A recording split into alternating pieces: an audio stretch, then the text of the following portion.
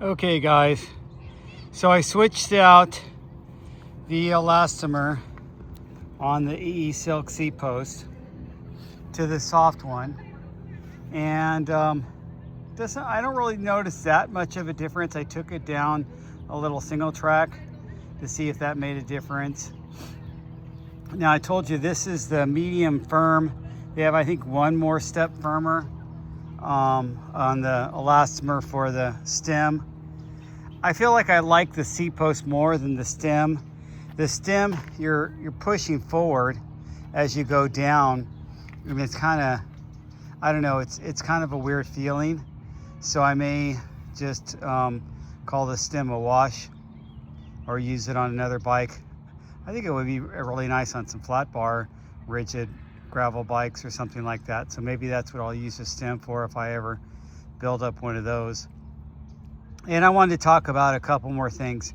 First of all, I wanted to give you an update about the DVT I talked about in the last video. As you can see, it's a little bit, these legs, if you look at them together, this is a little bit swollen. It's going to take a while for that to heal. And but I'm going to keep pursuing the long distance riding. I'm never going to give up. The other thing I want to tell you about is I weighed this bike, and it's almost with everything on it. Now I got this huge battery pack right here. I've got the light, water bottle, pump, you know, all this extra stuff on there, and the 700 by 55 tires, and then the 700 by 50 tires, and both of them have the cush core in there too, set up tubeless. But right now with all this, and then there's stuff, there was some stuff in the pack, I think a little bit of tools in there. With it sitting like it is, even the Garmin pedals are pretty heavy. With it sitting like it is, it's 26.78 pounds. So it's pretty hefty. Definitely not a light gravel bike, if by any means. Definitely not. You would get a steel gravel bike or even a steel hardtail at that weight. If you put some like XC tires on a hardtail, or if you put some lighter tires on a steel gravel bike.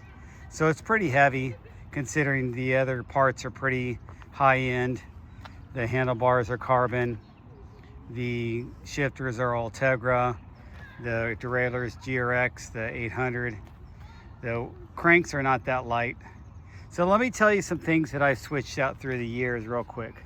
Now, first of all, the wheel set I had on here wasn't this custom wheel set I had. Benny at wheelbuilder.com built me up with the Chris King and the SRAM Explorer carbon rims. That was just out of a whim.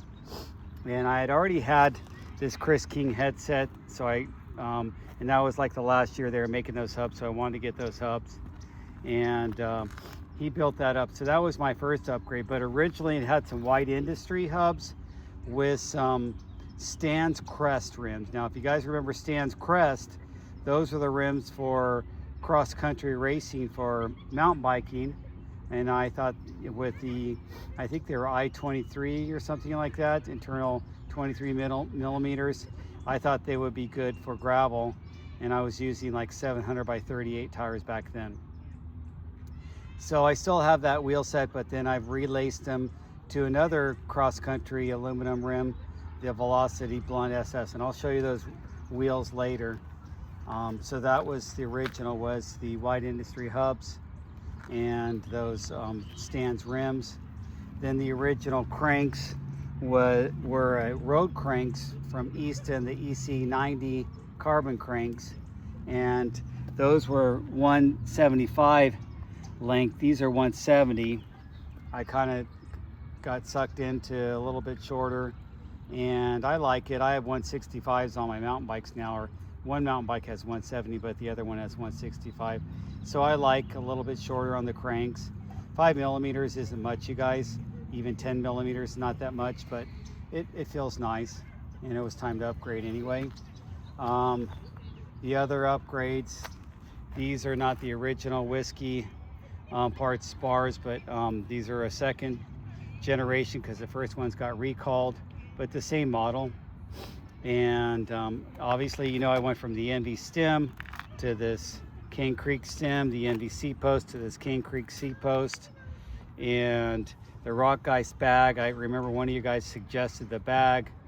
The saddle, I believe I've always had that SM or SR, Ergon SR saddle. I really like that saddle. That's with the alloy rails, not the carbon rails. And then I upgraded the bottom bracket, like I was telling you. The bottom bracket got upgraded when I just put on the new Cane Creek stuff. I went ahead and upgraded the bottom bracket. It had the Chris King, so I changed it to the White Industry.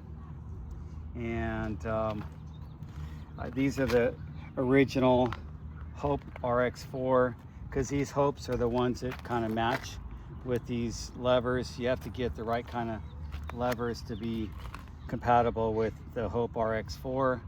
Hope rotors, and then like I was telling you, I had to get the Chris King for the holding on the rotor for the center lock rotors, but in the front it's the Hope one.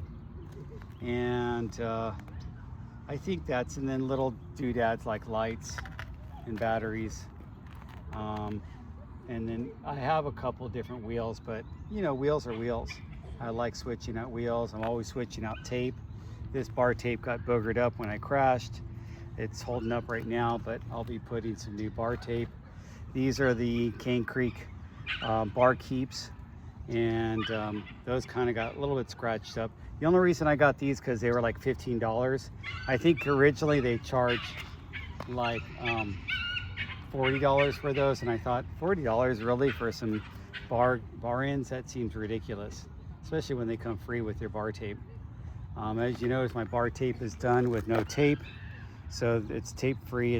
I do it starting here and going down that way, but I ended up having to tape it on the end because it wouldn't go in the end nicely, so I still has tape. It looks kind of janky, but I'll fix that later. And I think that's pretty much a summary of everything, you guys. And obviously different tires. I've gone through different tires. I originally started with 700 by 40 was my go-to. Now really my 700 by 45 or 700 by 50 is all I run. So thanks for watching, guys. I'll talk to you later.